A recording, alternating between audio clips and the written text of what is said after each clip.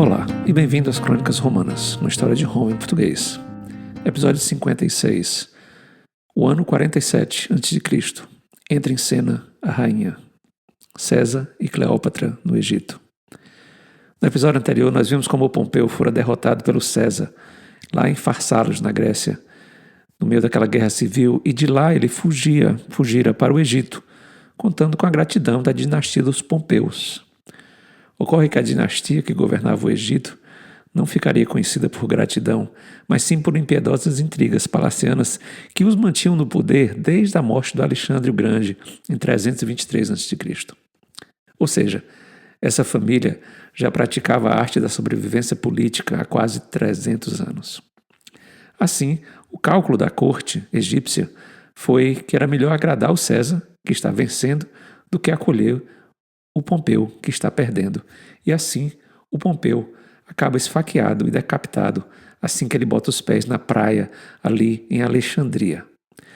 Aquela dinastia era formada por descendentes diretos de um dos generais do Alexandre o Grande, que havia crescido com ele lá na corte, na Macedônia. Então eles eram gregos macedônicos, na verdade. Na divisão do império do Alexandre, o que coube ao Ptolomeu foi o Egito, que tinha ali a cidade que fora sonhada e desenhada pelo próprio Alexandre e que levava o seu nome e que, por maquinações políticas do Pompeu, acabou recebendo o corpo do Alexandre num mausoléu que ficou monumental, que ficou ali em Alexandria. Havia na Alexandria também uma das maravilhas do mundo antigo, que é o Farol da Alexandria, e também a famosa Biblioteca da Alexandria, que fora criada nos moldes da biblioteca da coleção de livros do Aristóteles, do filósofo Aristóteles, que havia sido, por sua vez, o tutor do Alexandre o Grande.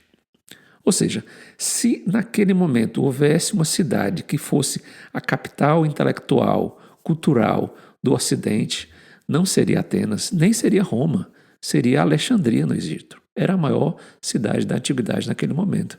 Ela era famosa por ter teatros, templos, igrejas, sinagogas. Era uma cidade que tinha um bairro judeu, um bairro grego, um bairro sírio e um bairro egípcio. Mas tudo isso fazia da cidade um barril de pólvora, sempre pronto a explodir do ponto de vista social e político. E essa região, então, acabava dividida entre a corte, a família imperial, a população urbana da cidade de Alexandria, que era a maioria grega, e a população rural do país, que era a maioria egípcia.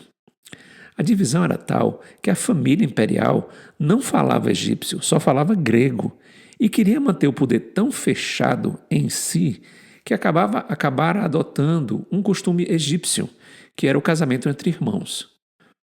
Para tornar a coisa mais confusa para nós e para os historiadores, todos os homens da família se chamam Ptolomeu, e as mulheres revezavam entre si 3 nomes. Um era Berenice, o outro era Cleópatra. E então a Cleópatra, que a gente vai falar hoje, que é a famosa, mais famosa Cleópatra, era a 7ª da dinastia.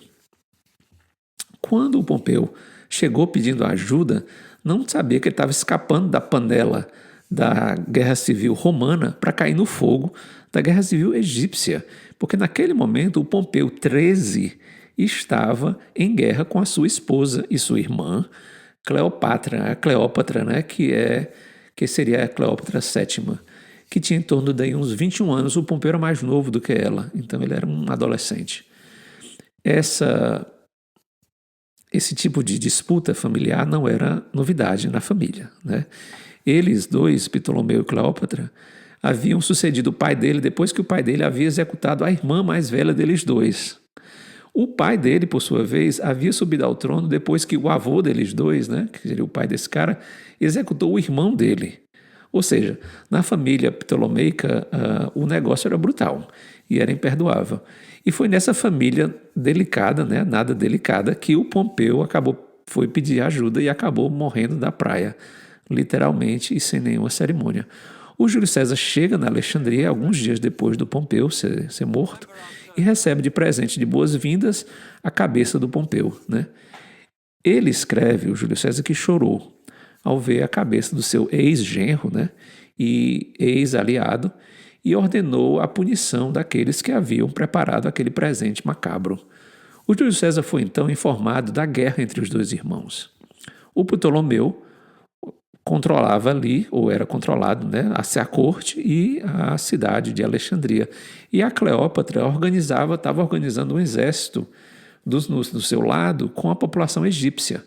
Um detalhe fascinante da Cleópatra, e tem muitos detalhes fascinantes da Cleópatra, um deles é que a gente não tem a menor ideia de como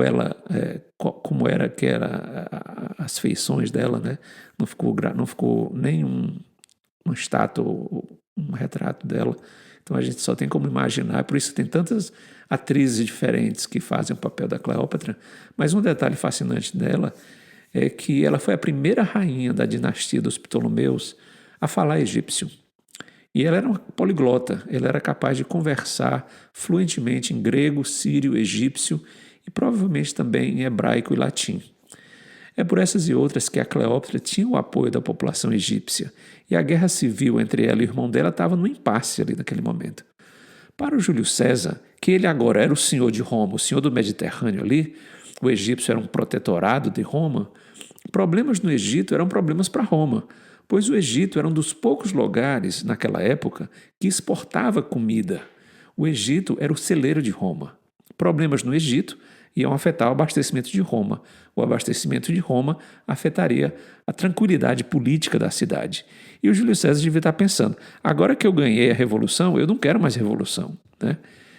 Então, a turma da corte estava com o César como convidado especial e queria convencê-lo a apoiar o Ptolomeu contra a Cleópatra, né? E o apoio de Roma seria decisivo nessa disputa entre os irmãos. A Cleópatra, que estava liderando as tropas de fora de Alexandria, né, conseguiu uma maneira de chegar até Júlio César. Ninguém sabe até hoje como exatamente ela conseguiu uma audiência com Júlio César. Uns dizem que ela foi enrolada num tapete, outras que ela foi dentro de um saco, mas ocorre que ela conseguiu. E mostrou, assim, uma capacidade enorme, uma astúcia, uma coragem, iniciativa, né? Tudo isso são qualidades que a gente viu no Júlio César, né? Então não é surpresa que eles dois acabaram desenvolvendo uma relação tão próxima, né? A gente não sabe os detalhes da negociação entre eles dois, entre o César e a Cleópatra, mas o que a gente sabe são os resultados dessa conversa deles. Primeiro, Júlio César saiu e declara o apoio a um governo de união entre os dois irmãos. E a gente sabe também que 9 meses depois a Cleópatra vai ter um filho chamado Cesário, que é o único filho homem reconhecido pelo Júlio César. Ele tinha tido a Júlia, que a gente sabe que fora casado com o Pompeu, já tinha falecido. O irmão caçula da Cleópatra, Ptolomeu, não gostou nada dessa proposta, né, de governo junto, de governo de coalizão, e junto com seus conselheiros começou um processo de incitação da população de Alexandria que acabou desencadeando o que seria chamada a Guerra Alexandrina, que iria culminar da Batalha do Nilo, onde as tropas do César foram reforçadas por batalhões judeus, que o César pediu apoio ao governador da Síria, que ele mandasse tropas para apoiá-lo ali. As tropas do Pompeu foram derrotadas e o Pompeu e os seus conselheiros acabaram todos mortos. Ou seja, o Pompeu foi derrotado e a Cleópatra foi instalada como rainha do Egito. E o Júlio César faz, dessa vez, uma coisa inédita e surpreendente, de certa forma, nos seus 53 anos de idade. Ele tirou férias. O conceito de férias, claro, não existia ainda, mas a gente pode imaginar, e existem relatos, de que o César e a Cleópatra acabaram fazendo um cruzeiro ali no Nilo. A gente sabe que a Guerra Alexandrina terminou em março e o Júlio César só volta ativa no comando em junho. Então eles ficaram quase 3 meses navegando o Nilo, né? Estima-se que eles foram até a primeira catarata do Nilo, que hoje é a empresa de Assuã.